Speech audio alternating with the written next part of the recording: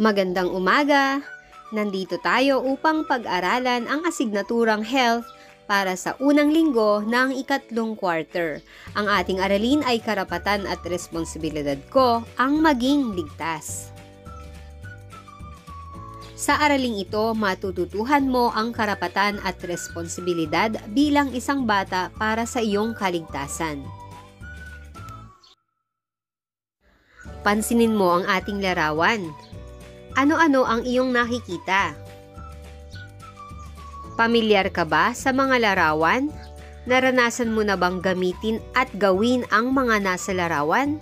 Isa-isahin natin ang mga ito.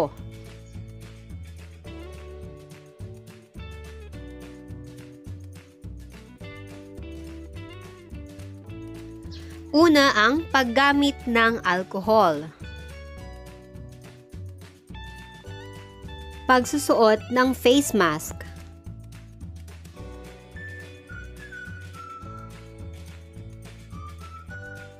Paghuhugas ng kamay.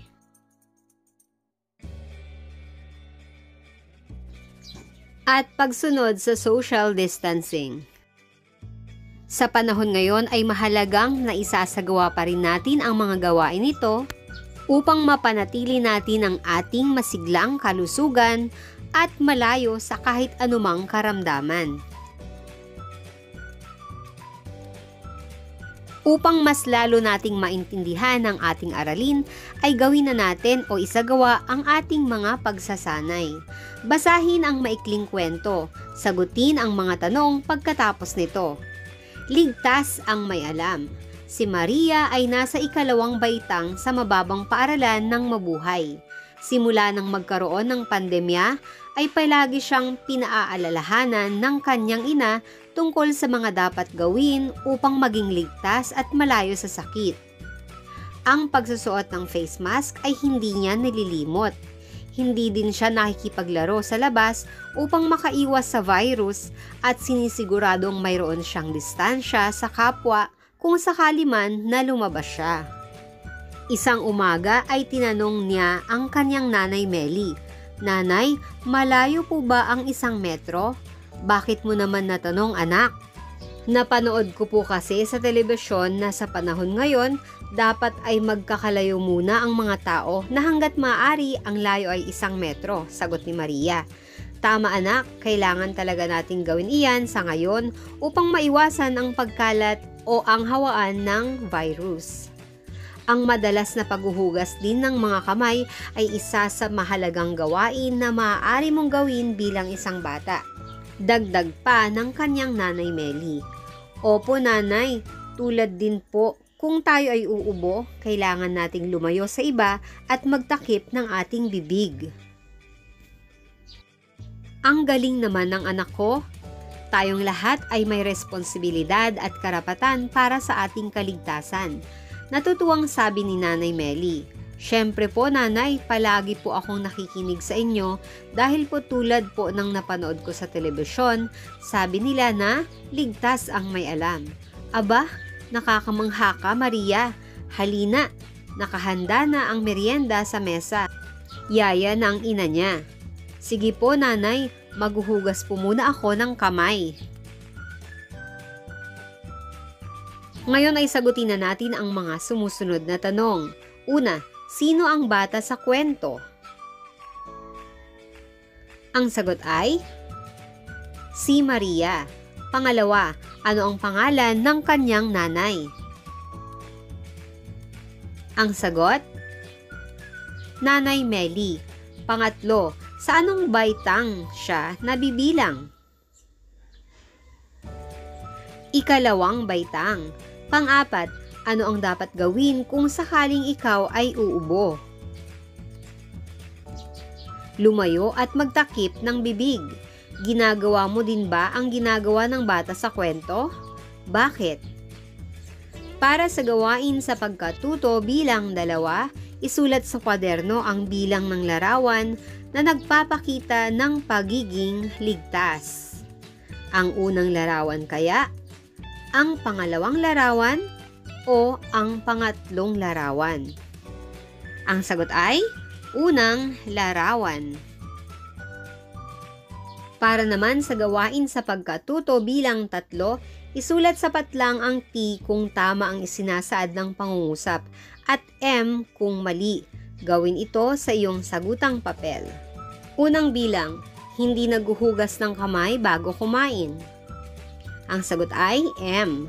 Pangalawa, paggamit ng face shield kung lumalabas ng bahay.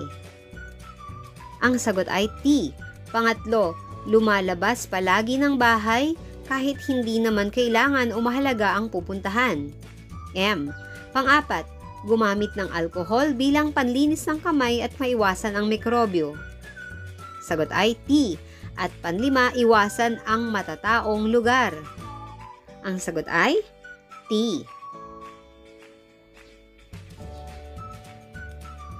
Para naman sa gawain sa pagkatuto bilang 4, tukuyin ang mga sitwasyon na nagpapakita ng kaalaman sa pagiging ligtas bilang karapatan at responsibilidad. Isulat ang letra ng tamang sagot sa iyong sagutang papel. Una, tinatawag ka ng iyong tatay upang kumain. Ano ang iyong gagawin? A. Magdadabog ako. B. Magkukunwari na hindi narinig si tatay. O C. Maghugas muna ako ng kamay. Ang sagot ay titik C. Maghuhugas muna ako ng kamay. Pangalawa, niyayaya ka ng iyong mga kalaro sa labas para maglaro ng holen. Ano ang gagawin mo? A. Tatakbo agad ako palabas ng bahay para makapaglaro. B. Sasabihin ko na hindi ako maaaring lumabas dahil iyon ang bilin sa akin ni inay. O C. Aawayin ko sila. Ang sagot ay titik B. Sasabihin ko na hindi ako maaaring lumabas dahil iyon ang bilin sa akin ni inay. Pangatlo, napansin mo na walang suot na face mask ang iyong ate na pupunta sa paaralan upang kumuha ng iyong module. Ano ang maaari mong gawin? A. Tatawagin si ate bago pa man ito makalabas ng bahay at ipaalala na wala siyang suot na face mask. B. Hayaan siyang makalabas ng bahay kahit na wala siyang suot na face mask. O C. Hindi papansinin si ate. Ang sagot ay titik A. Tatawagin si ate bago pa man ito makalabas ng bahay. Para naman sa gawain bilang 5, lagyan ng check ang column batay sa dalas ng iyong pagsasagawa ng mga angkop na pamamaraan sa karapatan at responsibilidad mo upang maging ligtas. Gawin ito sa iyong sagutang papel. Narito ang mga pamamaraan. Una, sumunod sa panukala ng social distancing. Pangalawa, maghuhugas ng kamay bago at pagkatapos kumain. Pangatlo, lumayo sa kausap kung umuubo. Pang-apat, magsuot ng face mask. At panlima, magbibihis o magpapalit agad ng damit kung galing sa labas o may pinuntahan. Gawain bilang 6, isulat sa iyong kwadernong ang 2 gawain na iyong ginagawa upang maging ligtas.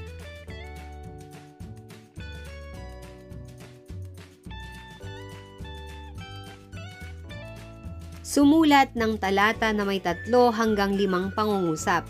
Ano ang kahalagahan ng pagkakaroon ng karapatan at responsibilidad upang maging ligtas?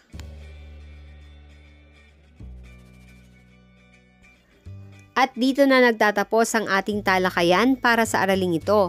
Maraming salamat sa pakikinig mga bata. Hanggang sa muli. Paalam!